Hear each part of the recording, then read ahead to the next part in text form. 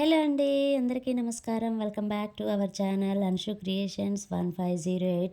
So ఈరోజు అయితే నేను శ్రావణ శుక్రవారం అంటే 4వ శుక్రవారం రోజు అయితే నేను వరలక్ష్మి వ్రతం అయితే చేసుకున్నానండి. ఫైనల్గా రెండో శుక్రవారం అయితే కుదరలేదండి. సో లాస్ట్ ఇయర్ కూడా ఇదే విధంగా అయిపోయిందనమాట. ప్రతి శ్రావణ మాసంలో నేను 4వ శుక్రవారమే నా పూజ అనేది కంప్లీట్ అవుతుంది. మొత్తానికైతే ఆ తల్లి దేవల్ల అయితే ఆ శ్రావణ మాసంలో అయితే వరలక్ష్మి వ్రతం అయితే కంప్లీట్ చేసుకుంటున్నాను. సో ఇక్కడైతే ముందుగా ప్రసాదాలు అయితే రెడీ చేస్తున్నానండి. ఇది వచ్చేసి పూర్ణాలకి పిండి అనమాట. దోశ పిండికి నానబోసాను. నేనైతే కొలతల ప్రకారం చేసుకున్నానండి. చాలా అంటే చాలా పర్ఫెక్ట్గా వచ్చాయి. ఇది వచ్చేసి అందులో ఉన్న స్టఫింగ్ కోసం అనమాట. శనగపప్పు, బెల్లం, కొద్దిగా కొబ్బరి పొడి. ఇక్కడ వచ్చేసి శనగలు నానపోసుకుంటున్నాను. ఇది ముందు రోజు నైట్ అనమాట. మన పనులన్నీ చకచక అవ్వాలంటే ముందు రోజు కొన్ని చేసుకోవాల్సి ఉంటుంది కంపల్సరిగా. సో ముందు రోజు అయితే నేను శనగల్ని నానపోసుకున్నాను. అలాగే పులిహోర పులుసు అనేది కూడా ఉడికించి పెట్టుకున్నాను అనమాట. ఇక్కడ వచ్చేసి నేను వడల కోసం మినపప్పు అనేది నానబోసి పెట్టుకున్నాను. ఇది వచ్చేసి పులిహోర కోసం రైస్ అండి. ఇది వచ్చేసి పులిహోర పులుసు అనమాట. కొన్ని పనులు అయితే ముందు రోజే చేసుకోవాలండి, తప్పదు.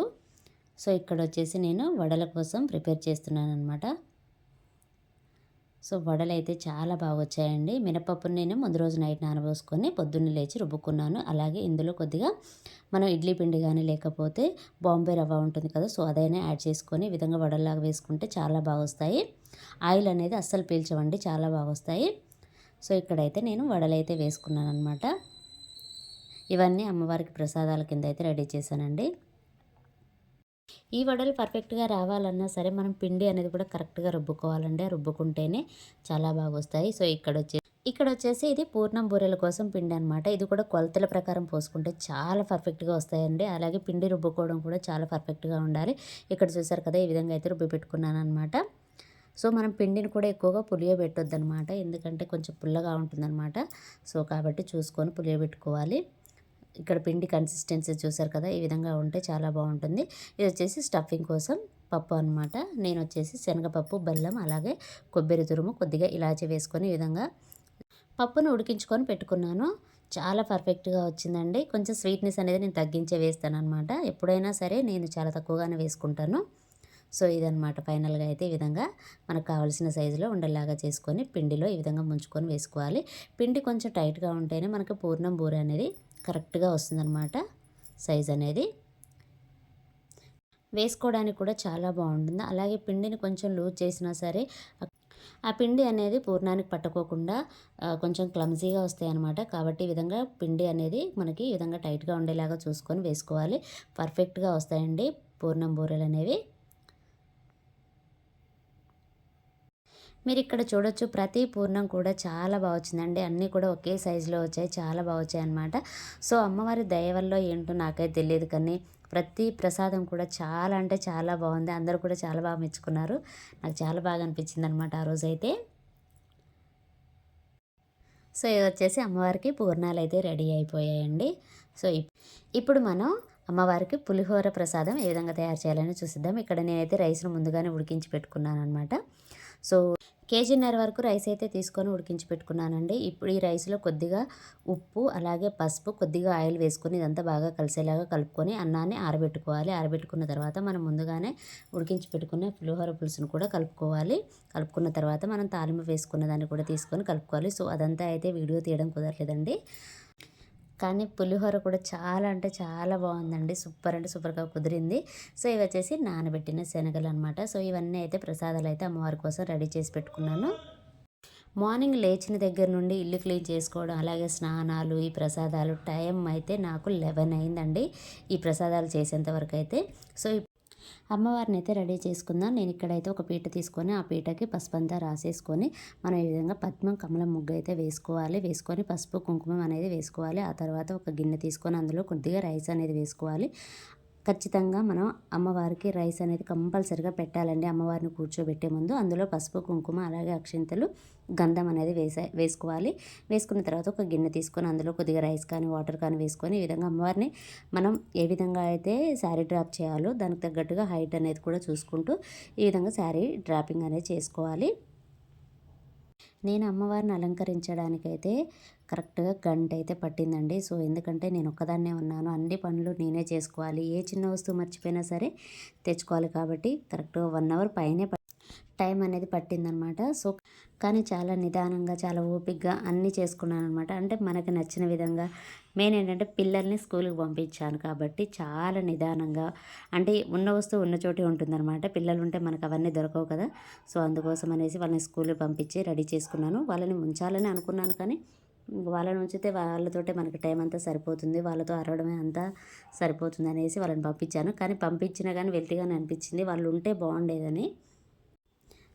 సో, చిట్టి గాజుల మాల అయితే తెచ్చానండి. అమ్మవారికి వేశాను. అది కూడా మన ఫస్ట్ శ్రావణ శుక్రవారం కూడా చాలామంది వీడియోలో చూసే ఉంటారు. నేను గాజుల మాల అల్లుదామని అనుకున్నాను. సో, పెద్ద గాజులతోటైతే మనకు కుదరదనేసి ఈ విధంగా చిన్న గాజుల మాల అయితే తెచ్చాను. ఇవి ఇక్కడ పీట చూసారు కదా! ఇది కూడా నేను మనకి మీషోలో తీసుకున్నాననమాట. ఈ పీట అనేది కూడా మనకి 260 అలా పడింది. 270 వరకు అయితే పడిందండి. ఇది వచ్చేసి గోల్డ్ చైన్ అనమాట. మా వాడి బర్త్డేకి తీసుకున్నాను. సో, ఇప్పుడు తీసుకున్నా సరే గోల్డ్ వస్తువు కొత్తగానే ఉంటుంది. కాకపోతే ఇది రీసెంట్‌గానే తీసుకున్నాను. ఇవన్నీ అమ్మవారికి మనం ముందుగానే చేసిన ప్రసాదాలనమాట. అలాగే అమ్మవారికి చీరండి green and red colour. So, నేను ఎప్పుడు పెట్టినా సరే green and red colour, pink colour ఆ కాంబినేషన్‌లో పెడుతూ ఉంటాననమాట. ఫైనల్‌గా అయితే నేను రెడీ అయిపోయాను. సో, ఇదనమాట నా లుక్ అయితే.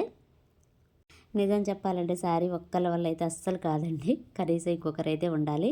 నాకు కూడా ఈ శారీ కట్టుకోవడానికైతే చాలా టైమే పట్టింది. సో, అలవాటున్నా సరే మనకి సమ్‌టైమ్స్ ఇబ్బందిగానే అనిపిస్తుంది.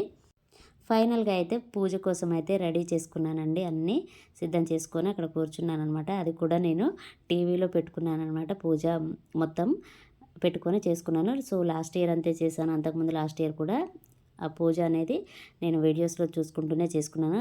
అట్‌లీస్ట్ 1 ½ అవర్ అలా పడుతుందనమాట ఈ పూజ అవ్వడానికి. సో, నేనైతే నాకు తెలిసిన విధంగా అయితే ఎప్పుడూ చేసుకుంటూనే ఉంటాను. ఇక్కడ ముందుగా అయితే గణపతి పూజ అండి. సో, మనకి వీడియోలో ఫస్ట్ గణపతి పూజ చేశారు. నేను కూడా అదే విధంగా గణపతి పూజ చేశాననమాట. ఎప్పుడూ కూడా నేను అదే వీడియోని ఫాలో అవుతూనే చేసుకుంటాననమాట. కరెక్ట్‌గా 1 అవర్ పైనే పట్టింది ఈ పూజ అనేది కూడా. సో, మనకి కథ కూడా చెప్తారు కదా! వరలక్ష్మీదేవి చారుమతి కథ. సో, అది కూడా విన్న తర్వాతే పూజ అంతా పూర్తవుతుందనమాట. ఆ పూజ మొత్తం వీడియోలో పెట్టలేం కాబట్టి లిటిల్ బిట్ అయితే నేను యాడ్ చేశాననమాట. ఇక్కడైతే ముందుగా అయితే గణపతి పూజ కోసం అండి. కానీ పూజలు చేస్తూ ఉంటే అన్నీ అలవాటైపోతూనే ఉంటాయి. మనకి తెలిసినంతలో అయినా సరే కొద్ది కొద్దిగా అయినా మనం చేసుకోవచ్చు. నాకు తెలిసినంత వరకు అయితే. సో, ఇవన్నీ మనకి చిన్నప్పటి నుంచి అయితే ఏమీ అలవాటు ఉండవు కదా! చేస్తూ ఉంటే అవే అలవాటు అయిపోతూ ఉంటాయి.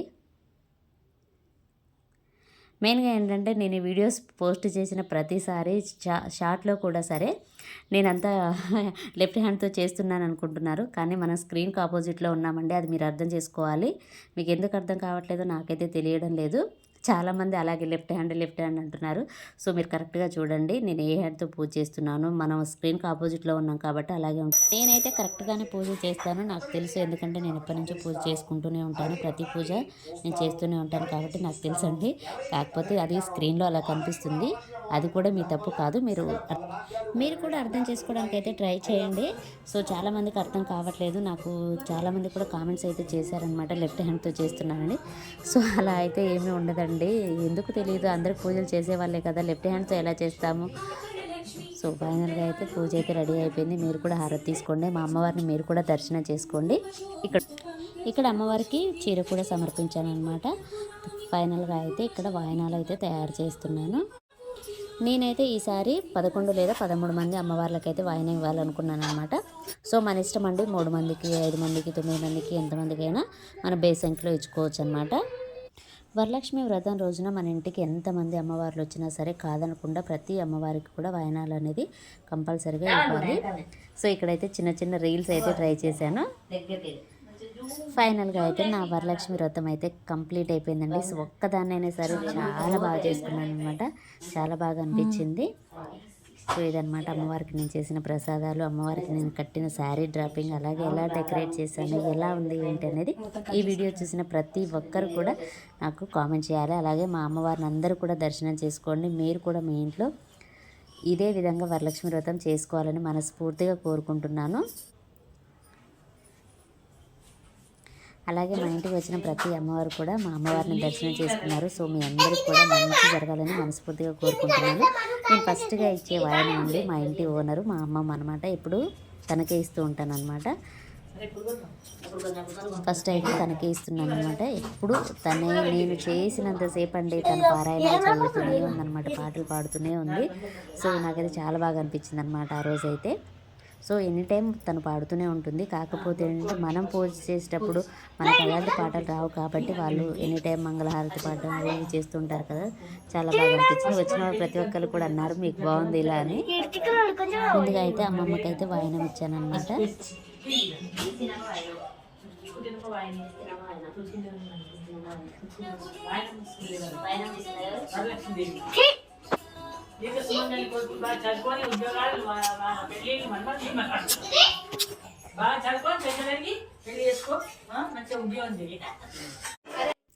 ఆ తర్వాత మిగతా వచ్చిన అమ్మవార్లందరూ కూడా ఈ విధంగా పసుపు రాసి వాయనాలు అయితే ఇచ్చానమాట. సో ఎవరు మిస్ అవ్వద్దు అనేసి ప్రతి ఒక్కరిని వీడియో అయితే తీసుకున్నాను. మనకి కూడా ఇలాంటివన్నీ గుర్తుంటాయండి. సో పోను పోను ప్రతి ఇయర్ అన్నీ తెలియాలని లేదు కదా. సో మన ఈ వీడియోస్ చూసుకున్నా సరే మనకి అన్నీ గుర్తుంటాయి అనేసి నేను ఈ విధంగా అయితే వీడియో అయితే తీయించి పెట్టుకున్నాను. మా ఇల్లంతా సందడి సందడిగా చాలా బాగుందండి. ఆ రోజైతే చాలా బాగా అనిపించింది. చిట్టి చిట్టి అమ్మవార్లు కూడా వచ్చారనమాట. చాలా బాగా ఎంజాయ్ చేశాను నేనైతే. సో నిజం చెప్పాలంటే నేను మార్నింగ్ నుంచి నైట్ వరకు కూడా ఏమీ తినలేదండి. కానీ ఫేస్ అనేది అలానే ఉందన్నమాట. అలా కంటిన్యూస్గా మంచిగా అనిపించింది నాకైతే. చాలా బాగా అనిపించింది. ఇక్కడ మా వాళ్ళందరూ కూడా కలిసి కట్టుగా నన్ను దీవించారనమాట చాలా బాగా.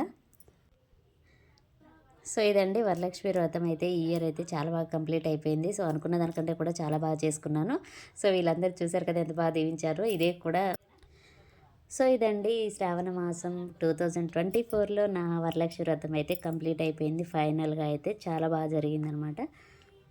ఇంకా చాలామంది అమ్మవార్లు వచ్చారు. కాకపోతే తీయడం కుదరలేదనమాట. ఎందుకంటే లాస్ట్ శ్రావణ శుక్రవారం అయినా సరే చాలామంది చేసుకున్నారు కాబట్టి అందరికీ పాసిబుల్ అవ్వలేదన్నమాట. సో ఫైనల్గా అయితే కంప్లీట్ అయిపోయింది. సో ఇదంతా మా గ్యాంగ్ అనమాట. సో ఇదేనండి ఈరోజు వీడియో. ఈ వీడియో కనుక మీకు నచ్చినట్లయితే ప్లీజ్ లైక్ చేయండి, షేర్ చేయండి, కామెంట్ చేయండి. అలాగే సబ్స్క్రైబ్ కూడా చేయండి. అలాగే మా అమ్మవారు ఎలా ఉంది ఏంటనేది కూడా కామెంట్ చేయండి. అలాగే మా అమ్మవారిని ప్రతి ఒక్కరూ దర్శనం చేసుకోండి. మీరు అనుకున్నది మీ లైఫ్లో ప్రతి ఒక్కటి జరగాలని మనస్ఫూర్తిగా కోరుకుంటున్నాను. సో ఇదేనండి ఈరోజు వీడియో. ఈ వీడియో కనుక మీకు నచ్చినట్లయితే ప్లీజ్ లైక్ చేయండి, షేర్ చేయండి, కామెంట్ చేయండి. అలాగే సబ్స్క్రైబ్ కూడా చేయండి. Thanks for watching. Bye bye.